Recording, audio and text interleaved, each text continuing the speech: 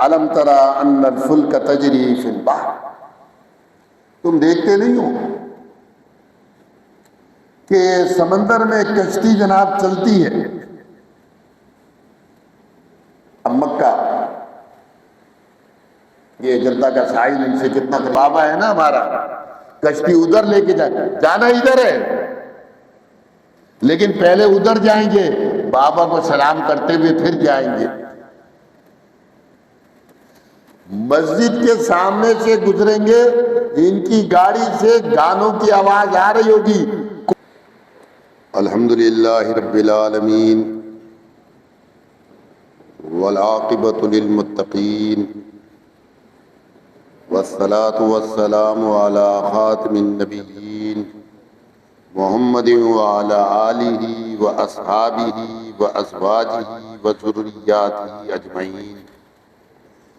اشہد ان لا الہ الا اللہ وحدہ لا شریک لہ واشہد ان محمدا عبدہ ورسولہ، اما بعد۔ اعوذ باللہ من الشیطان الرجیم، بسم اللہ الرحمن الرحیم۔ الم تری ان الفلک تجری فی البحر بنعمت اللہ لیریکم من آیاتہ ان فی ذلک لآیات لکل صبار شکور۔ وَإِذَا غَشِيَهُم مَّوْجٌ كَالظُّلَلِ دَعَوُا اللَّهَ مُخْلِصِينَ لَهُ الدِّينَ فَلَمَّا نَجَّاهُمْ إِلَى الْبَرِّ فَمِنْهُم مُّقْتَصِدٌ وَمَا يَجْحَدُ بِآيَاتِنَا إِلَّا كُلُّ خَتَّارٍ كَفُورٍ۔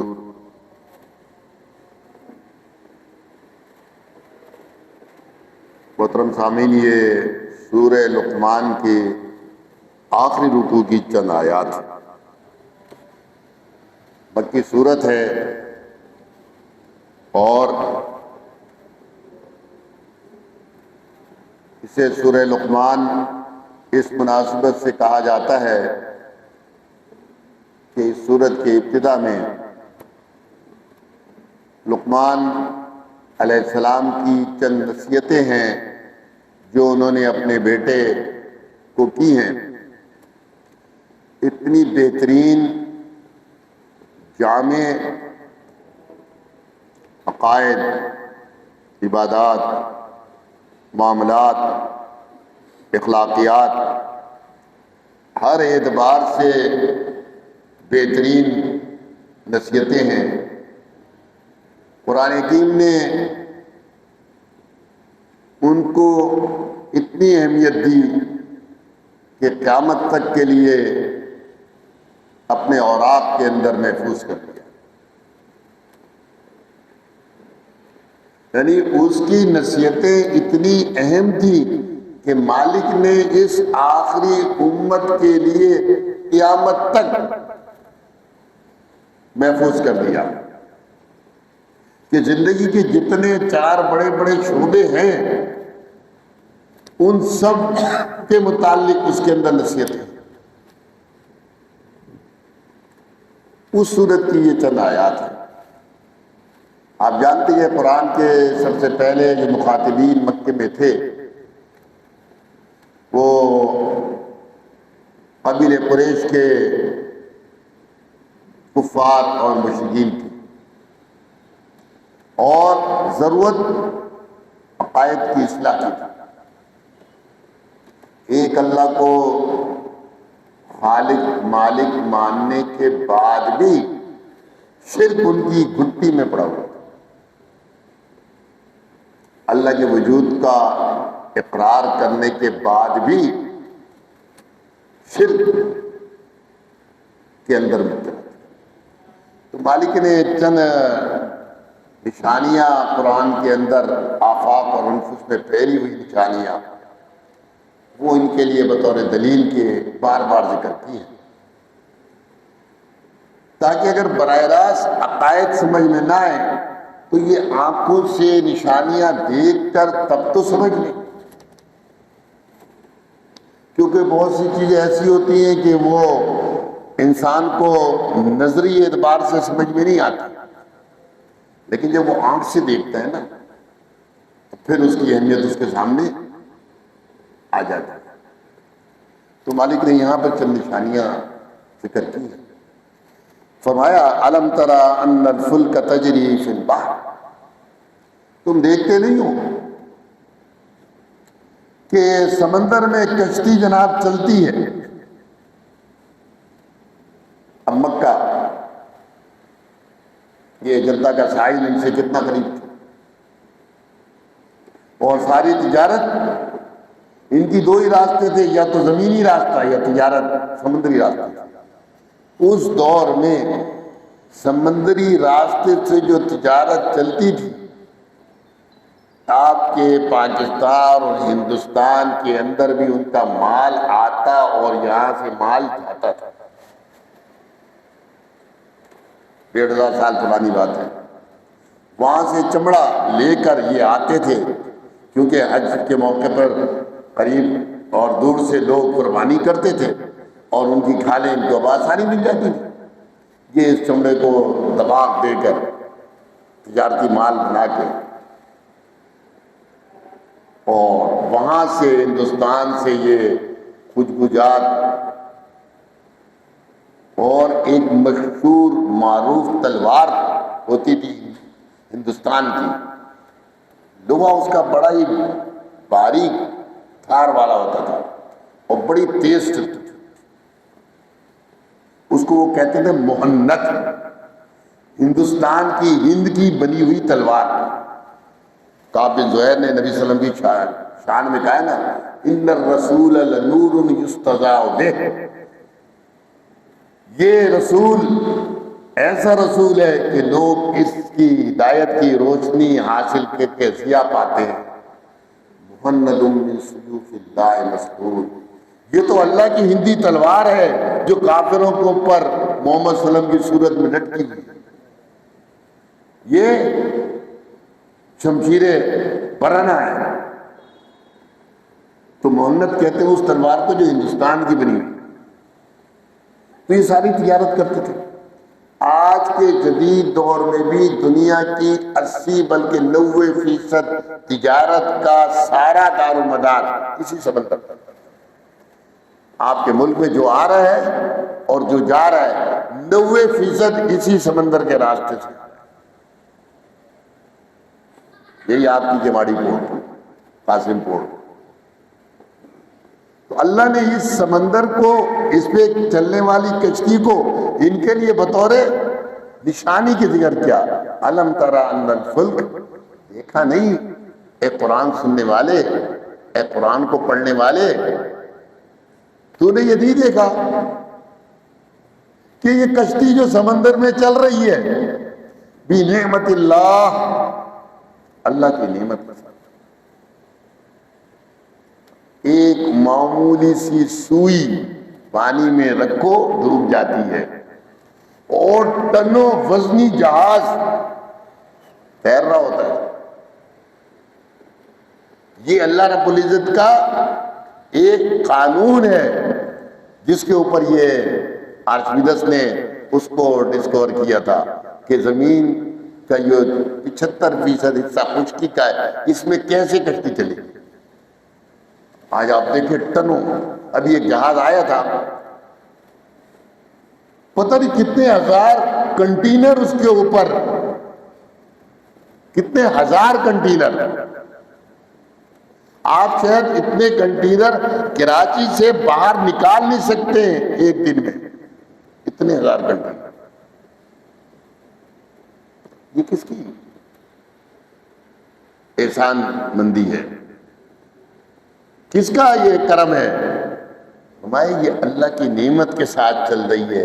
اللہ نے ایسے قوانین کائنات کے اندر تکوینی اعتبار سے مقرر کیے کہ سوئی ڈوب جائے اور ٹنوں جہاز وزنی تیر جائے۔ بنعمت اللہ، اللہ کی نعمت کے ساتھ ساری تجارت دنیا میں۔ جن ممالک کے سمندر نہیں لگتے اس کو ہم کہتے ہیں یہ تالا لگا ہوا ملک ہے، یہ دوسروں کا محتاج ہے۔ افغانستان ہمارا پڑوسی ملک ہے، یہ جناب اپنی کوئی بھی چیز، اس کے پاس سمندر نہیں ہے، بغیر کسی دوسرے ملک کی مدد کے نہ باہر بھیج سکتا ہے اور نہ منگوا سکتا ہے۔ کتنا بڑا احسان ہے اللہ کا ہم پر۔ بھائی اللہ کی نعمت کے ساتھ تم نے دیکھا نہیں کشتی چل رہی ہے، لِيُرِيَكُم مِّنْ آیَاتِهِ، تاکہ اللہ تعالیٰ تمہیں اپنی نشانیاں دکھائے۔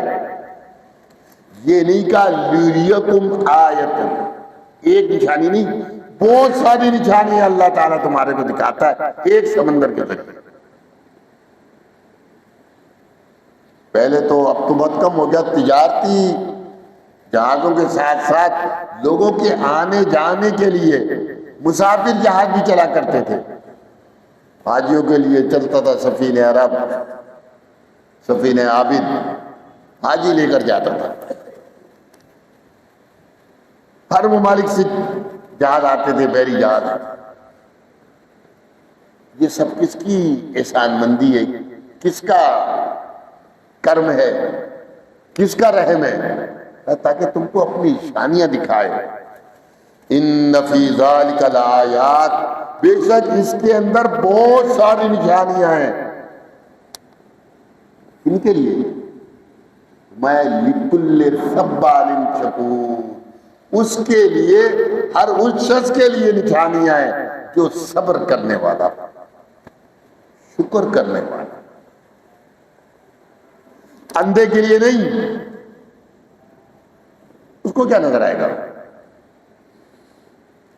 بعض جانور ہے نا، ان کو سورج کی روشنی تنگ کرتی ہے آنکھوں کو، تو وہ دن کو نہیں نکلتے، دن کو نہیں اڑتے۔ الو، اب الو کو کیا نظر آئے گا سورج کی روشنی میں؟ وہ اڑے گا تو رات ہی کو اڑے گا نا۔ تو سورج کا کوئی قصور نہیں ہے، قصور اس کی آنکھوں کا ہے۔ تو مومن صبر کرنے والا، اللہ کی جانب سے کوئی تکلیف، کوئی پریشانی آئے، اس کے اوپر صبر کرنے والا، اللہ جب اس پر رحمتیں، نعمتیں، فضل، کرم کرے، اس پر شکر کرنے والا ہو، اس کو یہ ساری نشانیاں نظر آ جاتی۔ ہاں، یہ تو بڑا احسان ہے مالک کا کہ ہمارے پاس ایسی بہترین سمندری پورٹ موجود۔ اب یہ نشانیاں آپ چلتے چلے جائیں، گہرائی میں جاتے جائیں تو یہ نشانیاں آپ کے سامنے کھلتی چلی جائیں گی۔ آگے مالک نے فرمایا وَإِذَا غَشِيَهُم مَوْجٌ كَالظُّلَلِ، جب ان پر چھاتی ہے کوئی موج، ایسے جیسے کہ سائبان و چھتری کی طرح ان پر آ جاتی ہے، دعوا اللہ مخلصین لہ الدین، اللہ کو پکارتے، خالص کرتے ہوئے اس کو بندگی۔ آپ جانتے ہیں اکثر لوگ جہازوں کے اندر ہمارے جو سیمن رہے ہیں، نہیں تو کشتی میں تو کراچی میں رہنے والا بیٹھا ہی ہے، لاکھ پہ تو گھوما ہی ہوگا۔ جب ہم لانچ پر بیٹھتے ہیں تو دور سے لہر آتی ہے نا، موج، ایسا محسوس ہوتا ہے کہ ہماری کشتی جس سطح پر ہے اس سے 10 15 20 فٹ اوپر موج ہے، اور اس دفعہ یہ ہمارے اوپر سے جائے گی، یہ کشتی ڈوبی۔ اور اگر یہ طوفانی موجیں ہوں پھر تو حال بگڑ جاتا ہے۔ مالک ان مشرکین کی کیفیت، انسانوں کی کیفیت ذکر کرتا ہے۔ دعوا اللہ، یہ اللہ کو پکارتے، مخلصین لہ الدین، خالص کرتے ہوئے اس کی عبادت، خالص کرتے ہوئے اس کو دعا۔ مفسرین نے اور تاریخ کے، سیرت کے لکھنے والوں نے ایک واقعہ نقل کیا کہ نبی صلی اللہ علیہ وسلم نے جب مکہ فتح کر لیا تو مشرکین مکہ کے لیے اب 2 ہی راستے رہ گئے مکے میں رہنے کے، یا تو اسلام میں آئے، جس دین کی 20-21 سال انہوں نے مخالفت کی تھی اس دین کو قبول کر، یا پھر اسلام نہ لائیں تو پھر سر جھکا کے یہ دیکھتے رہے کہ مسلمان ان کے لات منات عزا ابراہیم اسماعیل علیہ السلام کے بتوں کو توڑ کے پھینکیں گے اور برداشت کریں. نفاق نبی صلی اللہ علیہ وسلم کی مکی زندگی میں تو صحابہ کے اندر بھی نہیں تھا، کیونکہ یہ مکے کے لوگ بڑے سخت لوگ ہیں، یا دوست ہیں یا دشمن ہیں، یا مومن ہیں یا کافر ہیں. نفاق مدینے میں، منافقین مدینے میں تھے. تو اب یہ مشرکین کہنے لگے ہم نے 20 سال مخالفت کی ہے، اب کیا ہم منافقت کریں گے؟ یا تو دل کی خوشی سے اسلام لے آئیں یا پھر ذلت و رسوائی کی زندگی مکے میں رہتے ہوئے گزاریں. ایک تیسرا راستہ اور تھا کہ مکہ چھوڑ دیں. ابو جہل کے بیٹے اکرمہ اس نے یہ راستہ اختیار کیا، چلا جاؤں گا چھوڑ، مکہ میں نہیں رہوں گا، نہ اسلام قبول کروں گا نہ سر جھکا کے رہوں گا.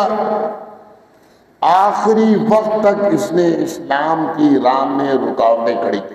نبی صلی اللہ علیہ وسلم جب مکہ فتح کرنے آئے ہیں تو بس ایک جگہ انہوں نے روکا ہے خالد بن ولید کے لشکر کو، یہ اکرمہ تھا، یہی سہیل بن عمر تھا، اس نے روکا آخری وقت تک، ورنہ کسی کی ہمت نہیں تھی. اس نے کہا اب میں تو وانٹیڈ ہوں نا، وانٹیڈ ہوں، میرے کو تو پکڑا جائے گا، چھوڑ دے. وہ جنتا رسائل جو آج مشہور و معروف ہے، بیٹا کشتی میں چلا جاؤں گا کسی اور ملک، اب نہیں رہتا میں، عرب چھوڑ دوں گا.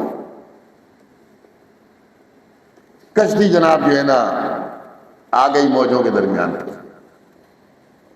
ان کے پاس معبودوں کی کمی تو تھی نہیں، لات منات عزا حبل ابراہیم اسماعیل علیہ السلام اصحاب نائلہ، بہت بت تھے، بد سوا یغوث یعوق نصر، 360 سے زیادہ معبود.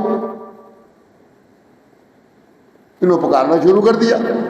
ہمارے کبھی یہ ہوتا نا مشکل آتی ہے، ہر ایک اپنے اپنے کو پکارتا ہے، یا علی مدد، یا رسول مدد، یا پیر بابا راؤ رسے گا، کوئی بھی چشتی پار لگا دے کشتی، باؤ لگ بیڑا تک، ہر ایک کرتا ہے. اس میں بھی اپنے اپنے پکارنے شروع کر دی. جیسے جیسے پکارتے جاتے کشتی اور جناب مشکل میں پھنس گئی. کہنے لگا بھائی یہ جتنے معبود تھے یہ خشکی کے معبود ہیں، خشکی میں رہ گئے. یہاں جو مسئلہ ہے یہ ہے تری کا مسئلہ، پانی کا مسئلہ. یہاں جو معبود ہے وہ آسمان والا کام آتا، ان کے کام وہیں تھے، وہاں تک ختم. اکرمہ بن ابی جہل کو ایک چوٹ لگی اور اس نے کو سیدھا کر دیا. کہیں گا یہی لڑائی تو ہم نے 21 سال لڑی ہے نبی صلی اللہ علیہ وسلم سے. آپ کہتے تھے ایک معبود، ہم کہتے اجل الالیۃ الہ واحدہ ان ھذا لشیء عجاب، سارے معبودوں کو ختم کر ایک معبود بنا. یہ بات ہماری سمجھ میں آنے والی ہے، عجیب بات. اب یہ کہتے ہیں کہ یہ معبود خشکی پر رہ گئے، تری کا معبود وہ آسمان والا ہے، تو جو تری کا معبود ہے وہ خشکی کا بھی معبود ہے. مالک میری بات سمجھ میں آ گئی، مجھے تو نے نجات دے دی، واپس جاؤں گا محمد عربی صلی اللہ علیہ وسلم کے ہاتھ تک. ان کی زوجہ ام حکیم، انہوں نے اللہ کے رسول صلی اللہ علیہ وسلم سے گزارش کی، اللہ کے رسول آپ جو ہے نا اس کو امن دے دیں، امان یہ دے دیں، میں جا کے لے کے آتی ہوں، اس کو ڈھونڈ ڈان کے اس کو کوئی قتل نہیں کرے گا. آپ نے بولا جاؤ تمہارے لیے امان، لے آؤ اس کو. یہ پہنچی تو پتہ چلا یہ واپس آ گیا، ڈھونڈ ڈان کے اس کو لے آئے. اللہ کے رسول ایمان لے آئے، یہ آ گیا سیدھے راستے پر. ابو جہل کا بیٹا ہے جس کا باپ اسی راہ میں قتل ہو گیا ہے، کفر کی راہ میں، شرک کی راہ میں. مسلمانوں کے خلاف پہلی جنگ اسی نے اس کو ابھارا تھا جنگ کے لیے، مشرکین مکہ کو، اور پہلی جنگ میں مارا گیا. تو مالک نے اس قسم کے واقعات ایک تو نہیں بہت سے ہوئے ہیں.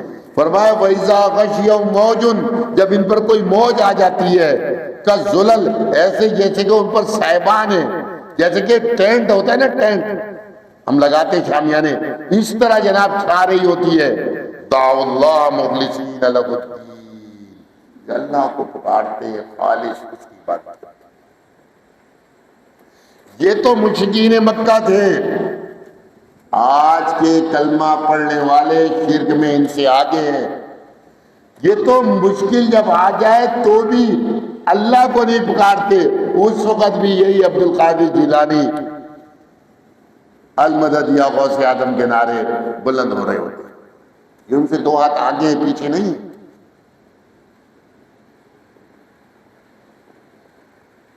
یہ ان سے آگے ہیں. شدید تکلیفوں میں یا علی مدد کے نعرے بلند کر رہے ہوتے ہیں. تو وہ مشرک تو سمجھ جاتے تھے کہ پانی کے اندر نہیں. یہ جو ہے، یہ جب جاتے ہیں سمندر کے اندر تو کہتے ہیں پہلے سلام کریں گے. یہ جو بابا ہے نا ہمارا، کشتی ادھر لے کے جانا ادھر ہے، لیکن پہلے ادھر جائیں گے، بابا کو سلام کرتے ہوئے پھر جائیں گے. مسجد کے سامنے سے گزریں گے، ان کی گاڑی سے گانوں کی آواز آ رہی ہوگی، کوئی اس کو بند نہیں کرے گا. ہاں مزار کے سامنے سے گزرنے لگے تو اس کو جناب بند کر دیں گے کہ بابا کے مزار کے سامنے گزرنے، اس کو سلام کرنا ہے اور یہ گانا نہیں بجائے. آپ سوچیں، میں سوچوں میری قوم جا جا رہی ہے، ہم کس میں لگے؟ ہم دنیا کے چکر میں لگے. ہم انسانیت کی بڑی خدمت کے دعوے دار ہیں. ہم ووٹ کے ذریعے اس قوم کی ڈوبتی ہوئی کشتی کو بچانے کے چکر میں لگے. یہ ڈوبے گی اگر اصلاح کی طرف نہیں آئے، توحید کی طرف نہیں آئے، سنت رسول صلی اللہ علیہ وسلم کو اختیار نہیں. اگر یہاں کے دنیاوی مسائل حل بھی ہو جائیں، انجام کار جہنم کی بھڑکتی ہوئی آگ ہو ایسی شخص کے لیے، کیا فائدہ ہوا؟ 5 10 15 20 سال اس نے جناب آپ کی محنتوں سے کچھ اچھے گزار لیے تو کیا فرق پڑتا؟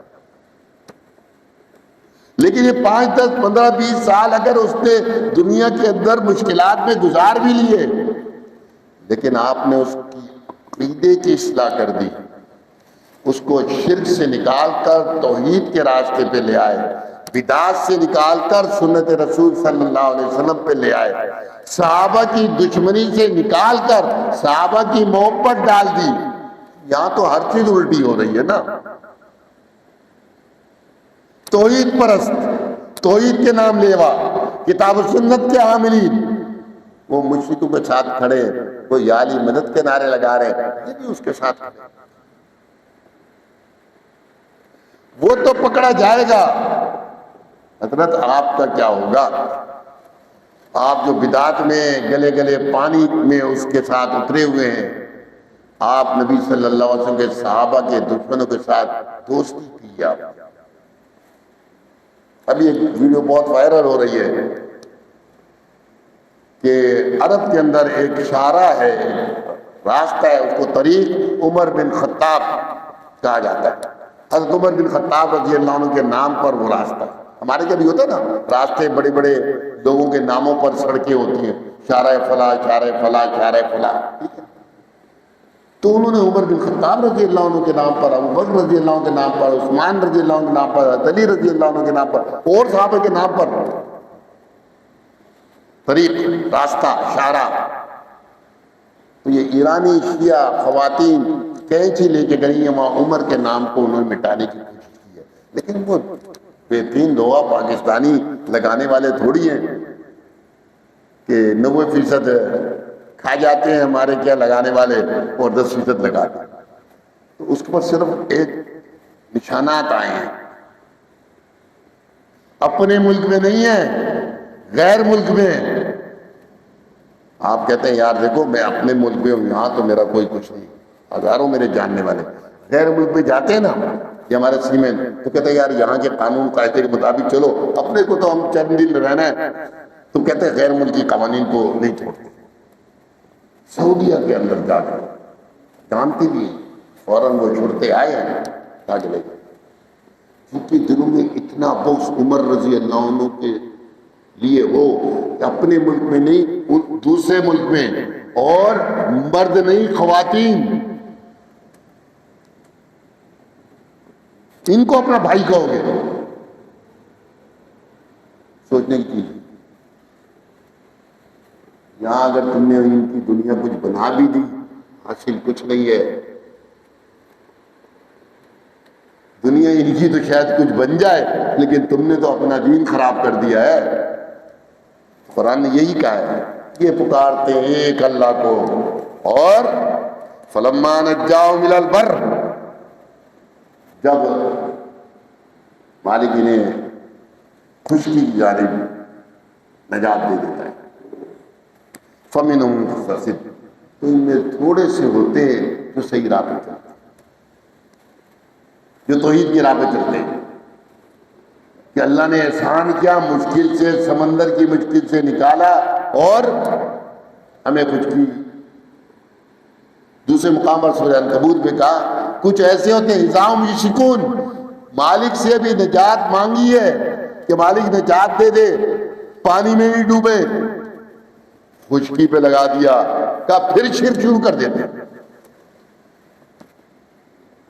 یہ انسانوں کی دو کیفیت ہے، موحد کو نجات ملتی ہے، وہ مالک کا شکر ادا کرتا ہے، اعتدال کا راستہ اختیار کرتا ہے، صراط مستقیم اختیار کرتا ہے، اور مشرک کو نجات ملتی ہے اللہ کو پکارنے کے بعد۔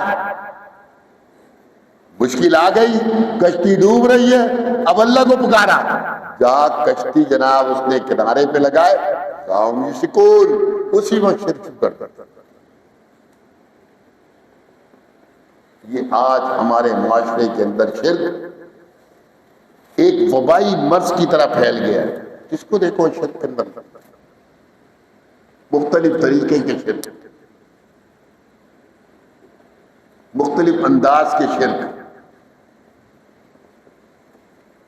کسی کو دیکھو تو بیماری کے لیے تعویذ گنڈے کر رہا ہے، سمندر کی سیپیاں وہ باندھ رہا ہے، کوئی نظر بد کے لیے۔ ایک بیٹی نبی کار میں نے دیکھی جاتے ہوئے، میرے ساتھی نے مجھے توجہ دلائی، آپ دیکھ رہے ہیں یہ نئی کار ہے؟ میں نے کہا بالکل نہیں ہے، کہیں گے اس کے ٹائر کے ساتھ آپ دیکھیں کالا کپڑا باندھا ہوا ہے۔ میں نے کہا اتنا بڑا کالا ٹائر تو نہیں بچائے گا اس کو نظر سے، ہاں یہ اتنے سا چٹ جو نا کپڑے کی یہ بچا لیا۔ وہ پوری گاڑی بھی کالی تھی۔ یہ ہم دیکھتے تھے بچپن میں بہت کہ قربانی ہوتی تھی تو گائے کے سینگ جناب کے دروازے پہ لگا دیتے تھے کہ یہ جناب جو ہے نا مشکلات اور تکلیفوں سے بلاؤں سے ہمیں بچائی۔ میں بچپن میں ایک دوست کے گھر گیا تو اس نے کہا یہ، میں نے کہا یہ کیوں لگایا؟ تو کہنے لگا یہ بلاؤں سے اور مصیبت سے ہمیں بچائے۔ میں نے کہا یہ گائے کے ہیں؟ کہنا ہاں۔ میں نے کہا وہ گائے تو خود بلا میں ذبح ہو گئی، وہ سینگ جس گائے کے تھے وہ سینگ اس گائے کو نہیں بچا سکے، ذبح ہو گئی نا، کہ ہاں۔ میں نے کہا اس کے بعد اس کے سینگ تمہیں بچائے، گائے تم نے ذبح کر کے کھا لی، سینگ اوپر لگا دیے، اب جناب یہ سینگ جناب جو ہے نا تمہیں بچائے گا۔ یہ گائے زندہ گائے تمہیں نہیں بچا سکی، یہ مردہ اب ہے سینگ، یہ تمہیں بچائے گا۔ اب وہ دور تو نہیں رہا، اب ہمیں پلاسٹک کے بنانے، زمانہ تبدیل ہو گیا نا، شرک کی حالت وہی رہی، صرف کیا ہوا جدید ہو گیا شرک۔ اب جناب جو ہے نا یہ کچھ نہیں بچائے گا، بچانے والی ذات مستوی علی العرش ہے، وہ بچاتا ہے۔ یمسسک اللہ بضر فلا کاشف له الا هو، اگر اللہ تمہارے لیے کوئی مشکل لے آئے تمہیں کوئی تکلیف میں مبتلا کر دے تو کوئی بھیجائے گا؟ کوئی نکالے گا اس تکلیف کو؟ کوئی دور کرے گا؟ فلا کاشف لہ الا ہو، اس تکلیف سے کوئی چھڑانے والا نہیں، کوئی اس تکلیف کو ہٹانے والا نہیں، کوئی اس تکلیف کو کھولنے والا نہیں، الا ہو، مگر وہی۔ وَإِن يُرِدْكَ بِخَيْرٍ، اور اگر اللہ خیر نازل کرنا چاہے، فضل نازل کرنا چاہے، رحمتیں اتارنا چاہے، برکتیں اتارنا چاہے، فَلَا رَادَّ لِفَضْلِهِ، اس کے فضل کو کوئی روکنے والا نہیں۔ اگر مالک کہہ دے کہ میں فلاں بندے کو شفا دے رہا ہوں، دوں گا، اب کوئی آ کے بڑے سے بڑا ڈاکٹر آ جائے کہ نہیں اس کو شفا نہیں ملی ہے تو بیماری میں مرے گا، کیا ہوگا؟ اس کے فضل کو روکنے والی کوئی چیز نہیں ہے۔ یصیب بہ من یشاء من عبادہ، وہ خیر، وہ فضل، وہ رحمت، وہ برکت اس بندے کو پہنچ کر رہے گی۔ قرآن تو یہ عقیدہ بیان کرتا ہے، اور ہم نے بے جان انسانوں کو، مردہ انسانوں کو، بے جان چیزوں کو اپنا نافع اور ذات، نقصان دینے والا اور فائدہ دینے والا بنا لیا۔ مالک نے کہا جب انہیں نجات دیتا ہے مالک تو کچھ ایسے ہوتے ہیں جو صحیح راہ پہ چلتے ہیں، معتدل راہ پہ چلتے ہیں، ورنہ اذا ہم یشرکون، بہت سے ایسے ہوتے ہیں کہ اللہ نے یہ انعام کر دیا، یہ نعمت کر دی کہ سمندر کی موجوں سے نکال کر تمہاری کشتی کو ساحل مراد پر پہنچا دیا ہے، تو شکر کرو، آنکھوں سے دیکھ آئے ہو نا مشکل کو۔ لیکن نہیں، وہی شرک، وہی عالی مدد، وہی لوح زمان، وہی غوث اعظم المدد کے نعرے۔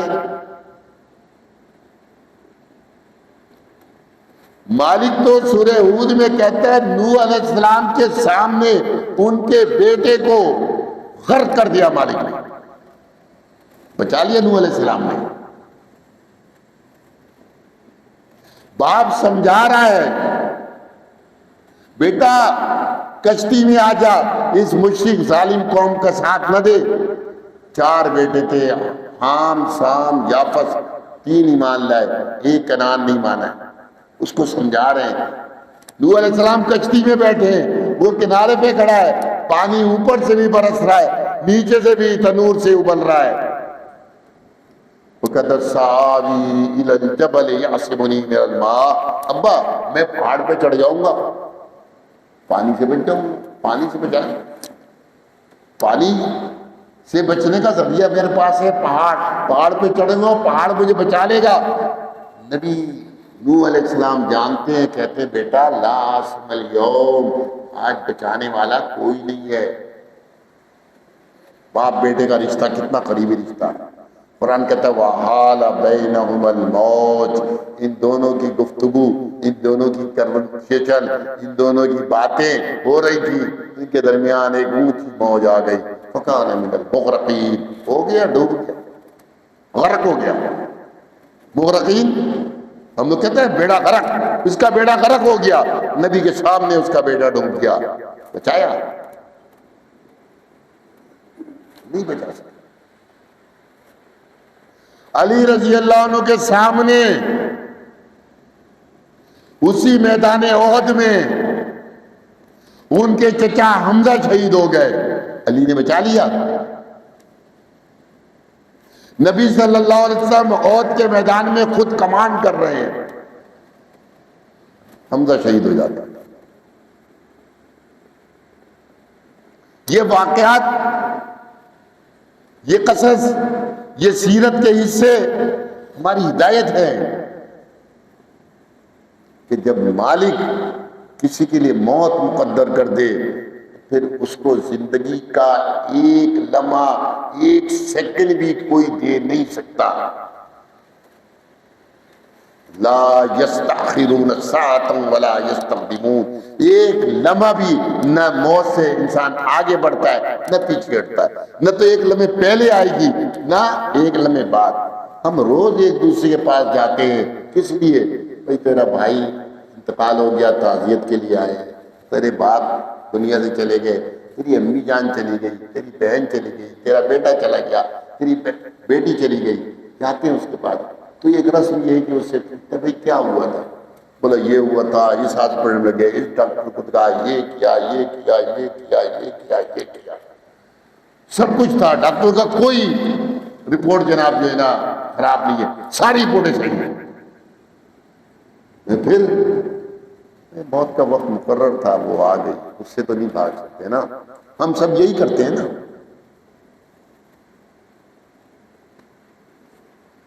یہی کرتے ہیں نا۔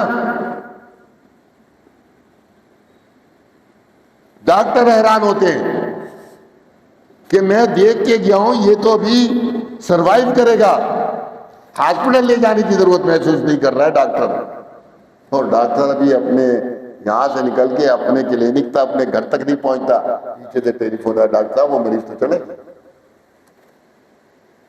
کس کے ہاتھ میں؟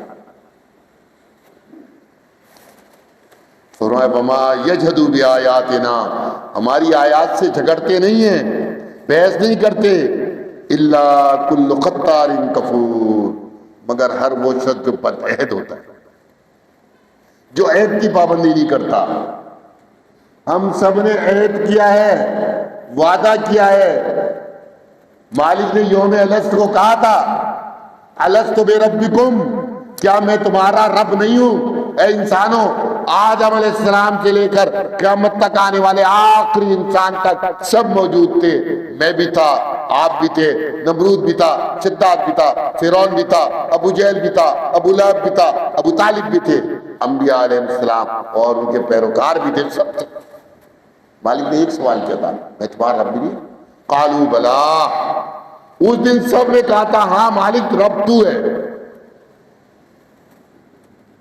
اس عہد کو مالک نے قرآن میں یاد دلایا ہے، الم اعہد الیکم یا بنی آدم اللہ تعبدوا الشیطان، اے آدم کی اولاد، میں نے کیا تم سے عہد نہیں کیا تھا، وعدہ نہیں کیا تھا کہ تم دیکھو شیطان کی پوجا نہیں کرنا، انہ لکم عدو مبین، وہ تمہارا کھلا دشمن ہے، وہ انعبدونی، دیکھو میری عبادت کرنا، ھذا صراط مستقیم، یہ سیدھا راستہ ہے، یہ جو ہر نماز میں سورہ فاتحہ کے اندر ہم کہتے ہیں نا اہدنا الصراط المستقیم، مالک ہم کو سیدھا راستہ دکھا، تو یہ توحید کا راستہ سیدھا راستہ ہے، یہ محمد صلی اللہ علیہ وسلم کا راستہ سیدھا راستہ ہے۔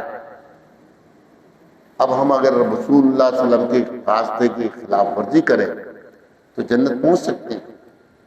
خلاف پیمبر کرے جو شقی، خلاف پیمبر کرے جو شقی، ہرگز نہ منزل پہ پہنچے کبھی، جو نبی کے راستے کی مخالفت کرتا ہے کبھی بھی منزل یعنی جنت میں نہیں جا سکتا۔ فرمایا ہماری آیات سے کون جھگڑتے ہیں؟